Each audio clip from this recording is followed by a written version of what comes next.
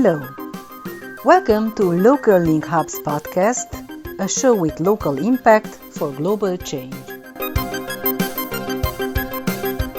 Local Link Hub is the localization and partnership initiative for Terre des Hommes.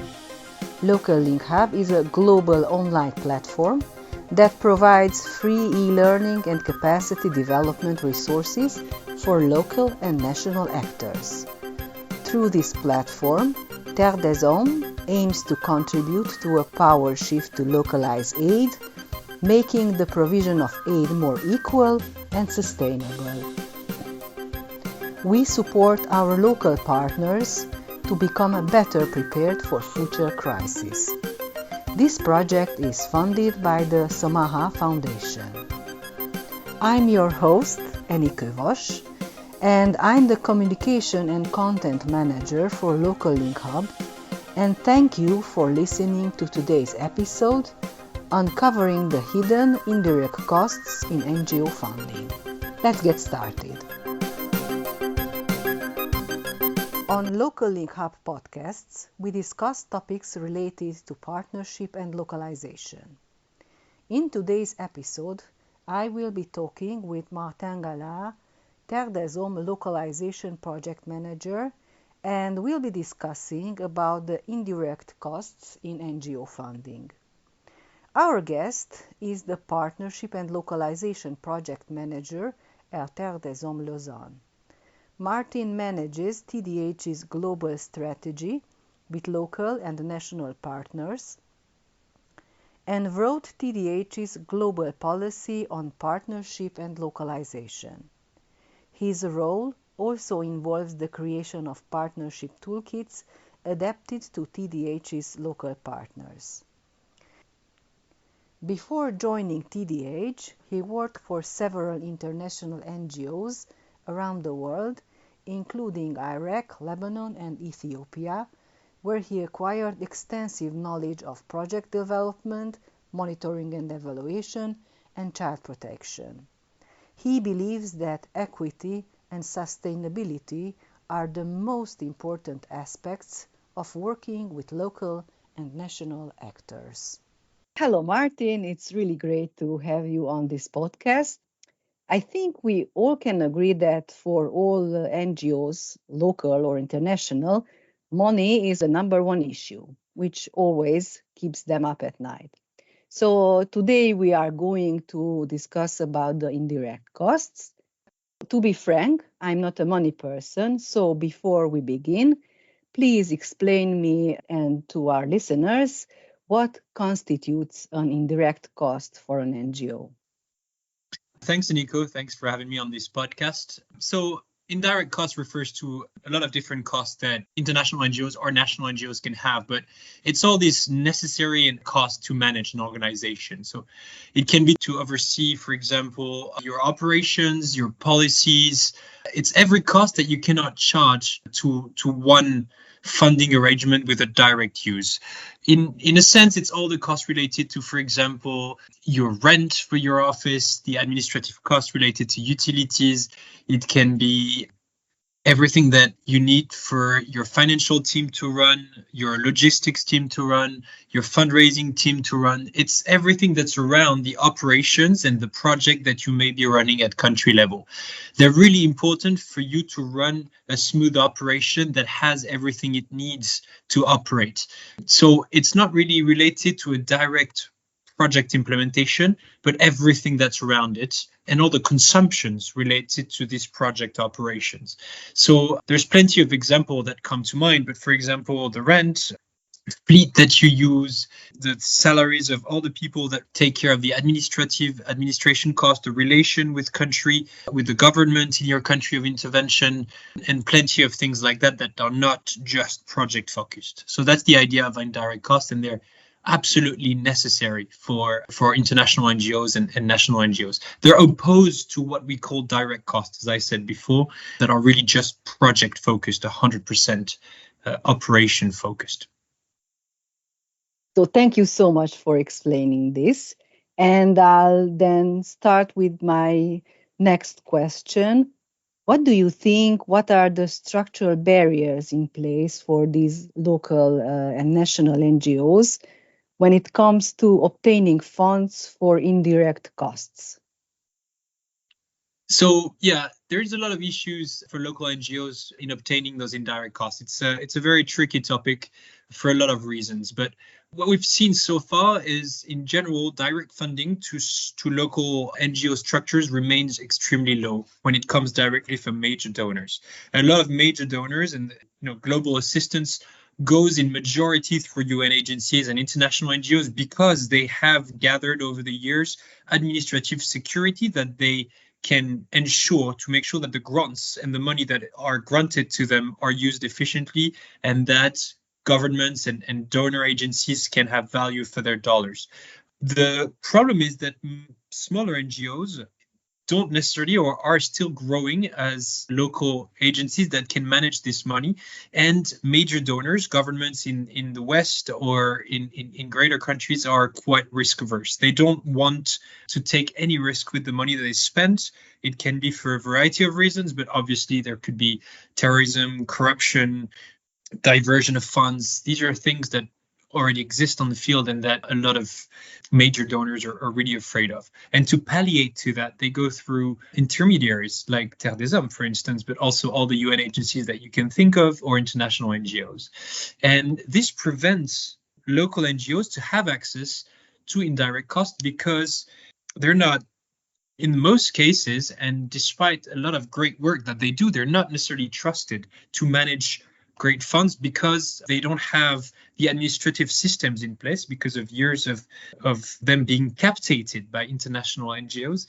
They don't have or are still growing in terms of skills to provide, rigorous due diligence, grant reporting, administrative security to major donors. All this time, international NGOs, UN agencies have received the money to take care of it for local structures. And that has been a pass-through model that is not conducive of sustainable models. It has not led for local NGOs to sustainability, to equitability, and for them to take on the next challenges that will come to them. So we have to change this paradigm and increase the capacity of our partners, but also give them an equal standard and an equal chance to receive and manage those funds because they're able to do it, because they're closer to the communities that are in need, and because they have this legitimacy, is in the right path of history and must happen. And this common practice of managing indirect cost must be handed to our local and national partners to change this unfair system that has been ongoing for quite a few years. So it is our duty as intermediary, as international NGOs, as UN agencies, to move away from these structural barriers that we have set and that are still in place today. Although there are some changes, it is still very much an issue. I noticed that you mentioned the sustainability. Can you please elaborate how does indirect costs impact this sustainability for a project, both for international and both for local NGOs? Indirect costs it's a very important way for your NGO to structure itself.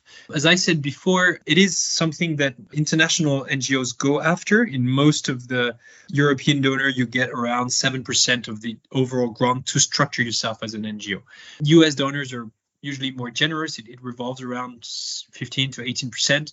And these are all costs that you use to help your staff learn, to help your staff grow, train themselves, to help your staff, to help your NGO properly manage grants, do reporting, ensure that the logistics, the policies like fair policies are in place, that there's no terrorism, and that there is monitoring, evaluation done, learning, basically everything that revolves around the project to make sure that quality is here. And there hasn't been any sustainable impact for local NGOs because we never allowed them to obtain these administrative costs and to structure themselves. They don't manage because they're only seen as project implementers, as implementing partners that only do a piece of the project, because for a variety of reasons, but we don't allow them to gather admin costs, to train their staff. Many of their staff are actually poached and taken by international NGOs as soon as they're considered strong enough to work with international NGOs or UN agencies. And so that's a real problem for their sustainability and their existence in their respective country of intervention. They don't manage to do a strategy, they don't manage to do a fundraising, a program for themselves, or even have the staff that they need to monitor and evaluate themselves, or design policies, or do, their own communication policies and standards. So in essence, it's really hard for local NGOs to remain sustainable when they don't have the tools to do so. And to become sustainable, you have to structure yourself to exist in a given environment. You must keep your security standards high. You must keep, good documentation. You cannot be constantly on a tight flow where you're going to implement just a project for just a short period of time. And that's the main issue, basically, that connects the lack of indirect cost and the sustainability of smaller NGOs. That is also the case in some aspects with international NGO, but international NGOs usually have a Western country behind that can sustain their presence and their administrative costs as part of the foreign policy of this said country. This is a lot harder in countries where states are either failed or not able to do it. And it is the role of international aid also to provide standards and the ability for these local NGOs or smaller NGOs to structure themselves and become leading actors in their own field and help themselves. They have intrinsically, they have the legitimacy to do so, and they must be the ones doing it for sustainable impact in their countries. So we both work at a project that actually works for localization, for partnership, and we are working to empower local and national actors to be better prepared for future crises. And I was wondering, what can international NGOs do to support local organizations to better understand and to better manage these indirect costs? Yeah, no, that's a question that we're definitely thinking about at Terre des Hommes and as part of our partnership and localization policy. It is quite a complex topic given the funding streams that exist in the sector and sometimes contradictory context that we can be in. But there's definitely some approaches that we have that encompass solutions. I think, first of all, is to try and, as much as possible, exit the project-based short-term approach that can exist in certain contexts. We've been working, especially perhaps a bit more in the humanitarian sphere than the development sphere, but we've been working with short-term contracts that can be 6 months or 1 year and that relate to a very specific topic where international NGOs will come, act upon it, work on it, and then leave 2 years after without properly implementing a handover. We've also seen a few contexts where aid is provided by some international NGOs, and then once the funding ends, the international NGO retracts, and then beneficiaries are just not sustained on the long run. What we need to do is to provide flexible multi-year funding to local partners that we have and that we trust. Perhaps there is a phrase such as fewer partners, better partners. Involve in a set of partners that we know will do the job and are reliable and that we've worked with for a long time without closing the door to like new partnerships and helping smaller NGOs grow. But as long as you keep it as flexible for partners to have access to indirect costs, as I said before, and multi-year, giving the time for these partners to evolve and grow and become who they should become to be sustainable and represent like a strong actor in the change in their own country of intervention, you need these flexible multi-year funding streams. And so you have to accept that you're going to settle for longer term partnerships. You have to accept that your NGO is here, or international NGOs, if they want to do this properly, they have to do it for the long term. They have to do it sustainably and have to accept also that it will require resources that will not go to your international NGO.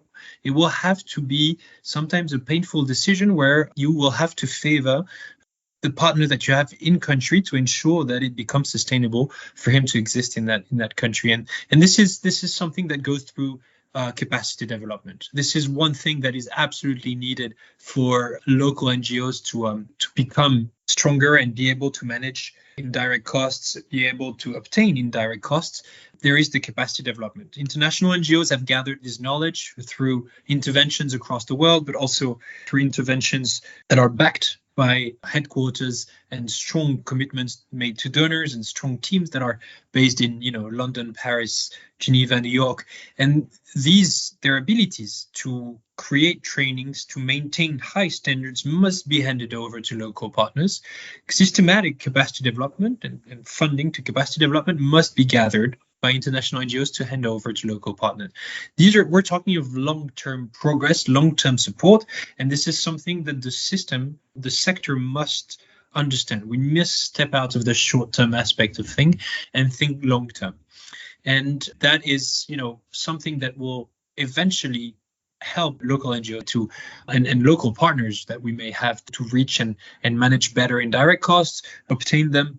And that goes through perhaps one last thing is that increasing their representation, their existence to the ones that have the power and the money in Geneva, in London, New York, the ones that are handing over these aid funds.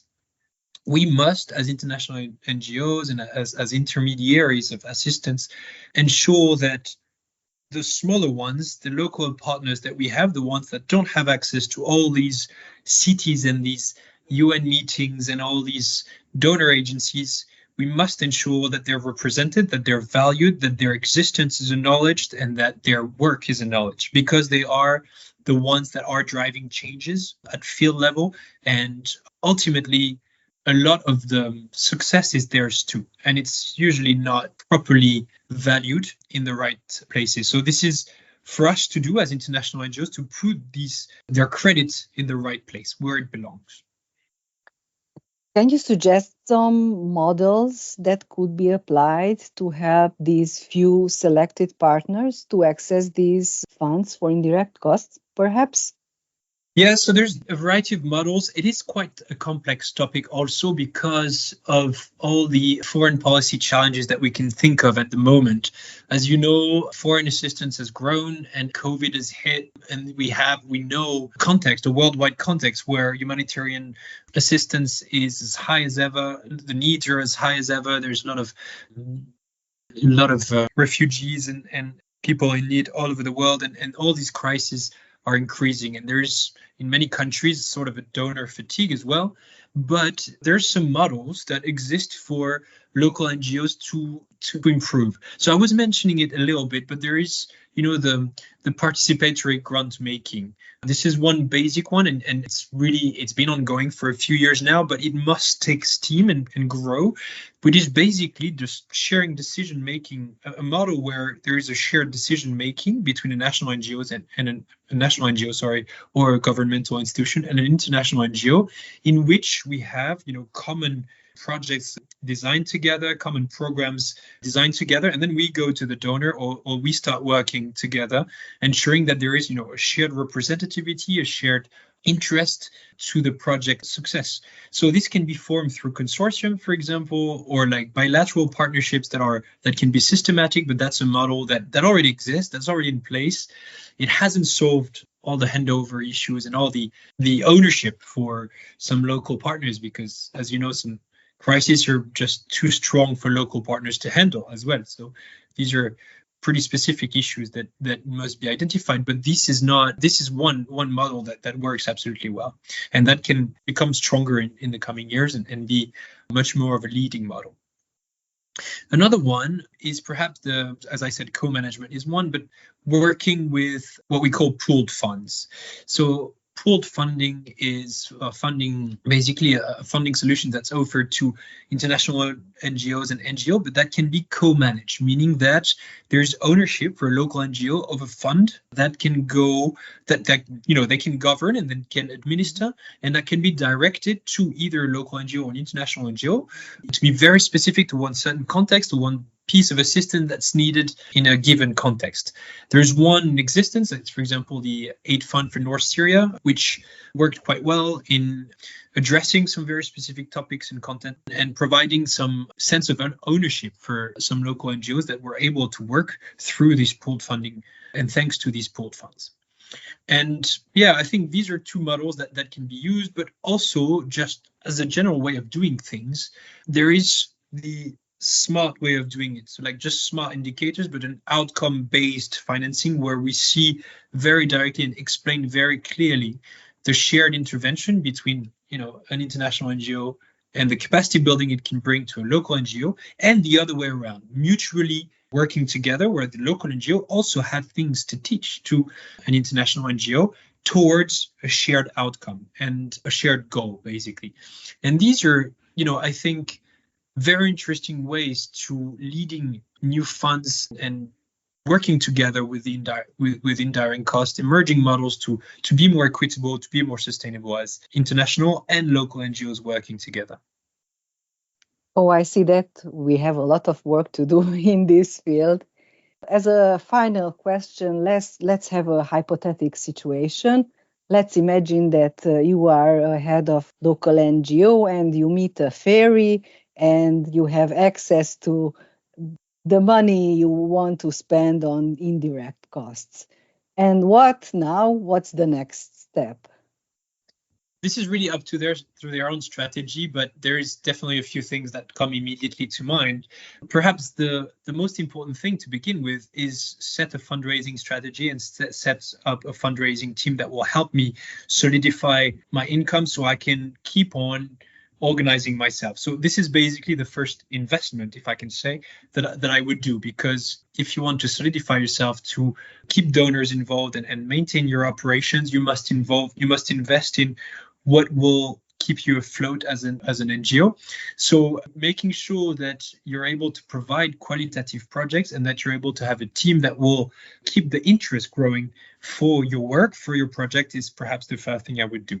And then what is very important is be able to solidify quality projects. So monitoring and evaluation, accountability, learning, ensuring that the reporting I do about my project and the communication that I do about it is very strong, keeping people involved, making sure that people know about what we do as an organization, how we do it, why we do it, really reinforcing as much as possible the relationship, the external engagement that you can have, the public relations, to make sure that we're heard and that our goals are achieved and that we report them well. And then similarly, and very importantly, being able to provide quality reporting on your administrative, your human resources, your financial practices, your logistics practices. Basically, internal auditing must be spot on for you to be a serious contender and a serious actor in the local NGO sector. That will really make you look different, or what you can do really well compared to the others is also here.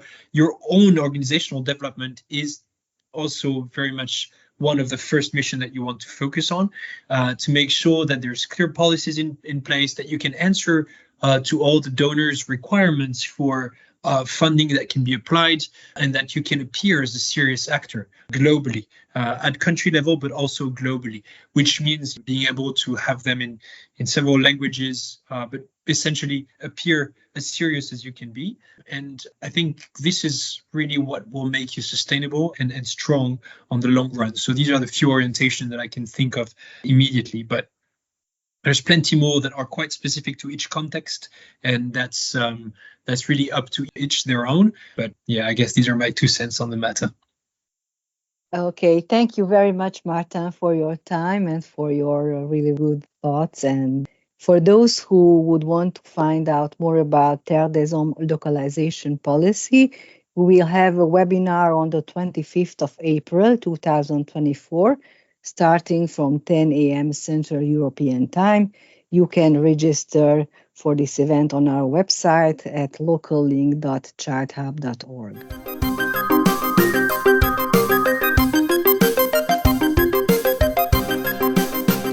I'm Eni Kövas, and you've been listening to a Local Link Hub podcast. We had help from Judit Németh-Almási and Ilaria Kolcsiági. Thanks to all of you for listening, and thank you, Martin Gallard, for joining me today on this Local Link Hub podcast. I hope you enjoyed this episode, and if you want to learn more about Terre des Hommes initiative, please visit our website locallink.charthub.org. If you have any comments on the episode or want to share your thoughts for the focus of future episodes, contact us via social media on Facebook or LinkedIn, or email us on locallink@charthub.org. Thanks for joining. See you at our next episode.